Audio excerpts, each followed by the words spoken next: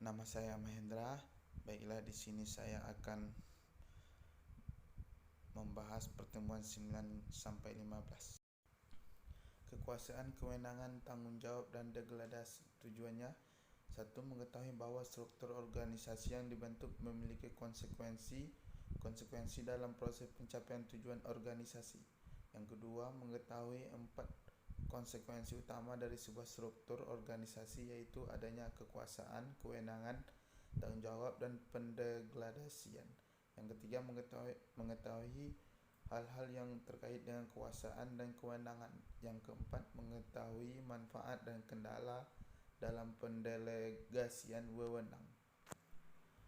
Motivasi dan kepemimpinan. Tujuannya mengetahui peran motivasi dan kepemimpinan dalam organisasi, khususnya dalam fungsi pengarahan.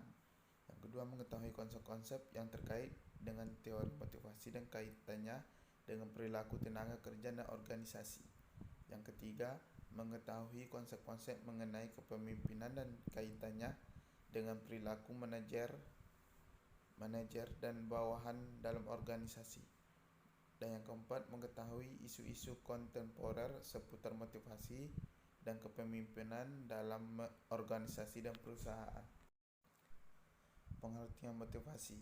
Motivasi adalah sesuatu yang mendorong seseorang untuk menunjukkan perilaku tertentu. Perspektif penyusunan tujuan mengenai motivasi menyangkut tingkat keterlibatan anggota dalam penyusunan dan penentuan tujuan organisasi. Ketidaktahuan pegawai tentang tujuan organisasi akan menyulitkan perusahaan mencapai tujuan. Anggota yang bertipe X cenderung kurang dilibatkan, tidak terlalu dapat diharapkan dalam penyusunan tujuan, sedangkan yang bertipe Y cenderung untuk lebih dilibatkan dalam penyusunan tujuan. Kelompok kerja dan komunikasi dalam organisasi. Tujuan: yang pertama, mengetahui bahwa kelompok kerja dan komunikasi merupakan bagian penting dari fungsi pengarahan dan implementasi. Yang kedua, mengetahui bagaimana kelompok kerja efektif dalam terbentuk dan terhindar dari konflik dalam organisasi. Yang ketiga, mengetahui bagaimana mengelola konflik dalam organisasi. 4. Mengetahui peran komunikasi dalam kelompok kerja dan organisasi. 5. Mengetahui proses dan pola komunikasi dalam organisasi. Dan yang keenam, mengetahui manfaat teknologi informasi dalam mendukung komunikasi dalam organisasi. Pengertian kelompok dan kelompok kerja. Kelompok, kumpulan dua orang atau lebih yang saling berinteraksi dan saling mempengaruhi untuk suatu tujuan tertentu yang dipahami bersama. Sedangkan kelompok kerja kelompok yang disusun oleh organisasi dengan tujuan untuk menjalankan berbagai pekerjaan yang terkait dengan pencapaian tujuan organisasi. Karakteristik kelompok merupakan kumpulan yang beranggotakan lebih dari satu orang, yang berarti adanya karakteristik yang berbeda dari setiap orang, adanya interaksi di antara kumpulan orang tersebut, adanya tujuan bersama yang ingin dicapai. Kelompok kerja formal dan informal. Kelompok kerja formal adalah kelompok kerja yang dibentuk atau disusun secara resmi oleh manajer, di mana kelompok kerja tersebut diberikan tugas dan pekerjaan yang terkait dengan pencapaian tujuan organisasi. Sedangkan kelompok kerja informal, kelompok kerja disusun atau tersusun dengan sendirinya ketika beberapa anggota dari organisasi yang kegiatannya biasanya tidak terkait langsung dengan rencana-rencana rutin dari organisasi, namun secara tidak langsung akan mempengaruhi kinerja dari orang-orang dalam organisasi. Bentuk kelompok kerja formal. Yang pertama, kelompok kerja langsung, kepanitiaan, kelompok kerja temporer atau khusus. Tahapan dalam pembentukan dan interaksi tim kerja.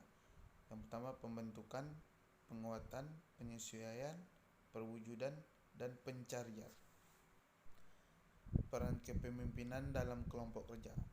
Pemimpin formal, seseorang yang ditunjuk atau ditugaskan secara formal oleh organisasi untuk memimpin orang-orang dalam melakukan suatu pekerjaan.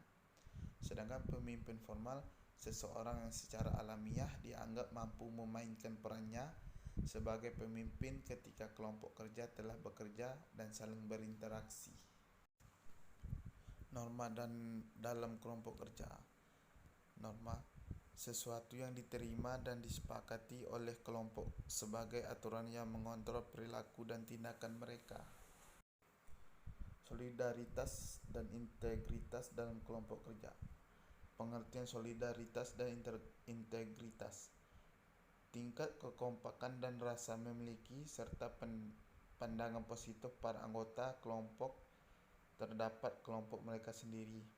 Cara membentuk solidaritas dan integritas memperkenalkan kompetisi atau persaingan antara kelompok kerja dalam pengertian positif, meningkatkan tingkat interaksi antara anggota dalam kelompok kerja, mengangkat isu bersama berupa tujuan atau target-target yang harus dicapai bersama.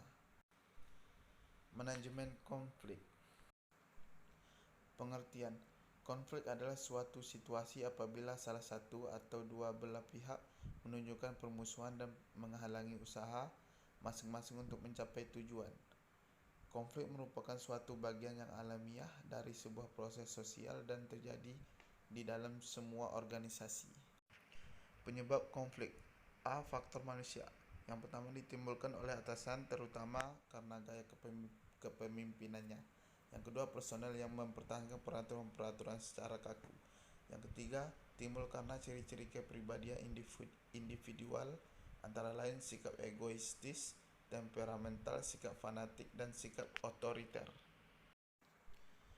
B. Faktor organisasi. Yang pertama, persaingan dalam menggunakan sumber daya.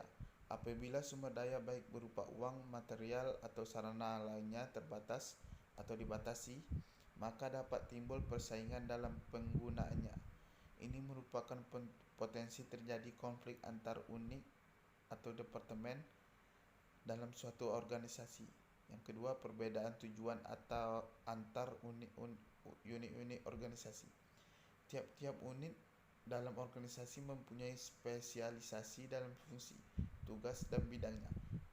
Perbedaan ini sering mengarah pada konflik minat antar unit tersebut. Misalnya, unit penjualan menginginkan harga yang relatif rendah dengan tujuan untuk lebih menarik konsumen, sementara unit produksi menginginkan harga yang tinggi dengan tujuan untuk memajukan perusahaan.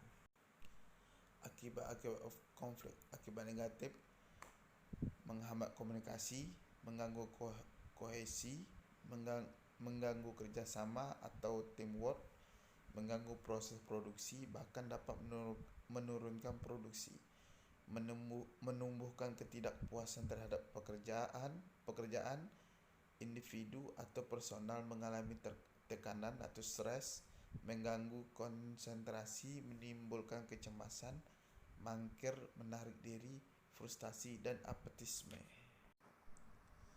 Akibat positif: membuat organisasi tetap hidup dan harmonis, berusaha menyesuaikan diri dengan lingkungan, melakukan adaptasi sehingga dapat terjadi perubahan dan perbaikan dalam sistem dan prosedur, mekanisme, program, bahkan tujuan organisasi.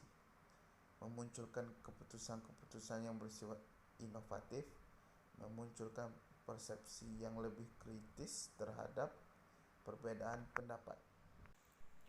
Mengatasi konflik. Mengatasi dan menyelesaikan suatu konflik bukanlah suatu yang sederhana. Cepat tidaknya suatu konflik dapat diatasi tergantung pada kesedihan dan keterbukaan pihak-pihak yang bersengketa untuk menyelesaikan konflik, berat ringannya bobot atau tingkat konflik tersebut, serta kemampuan campur tangan pihak ketiga yang turut berusaha mengatasi konflik yang muncul.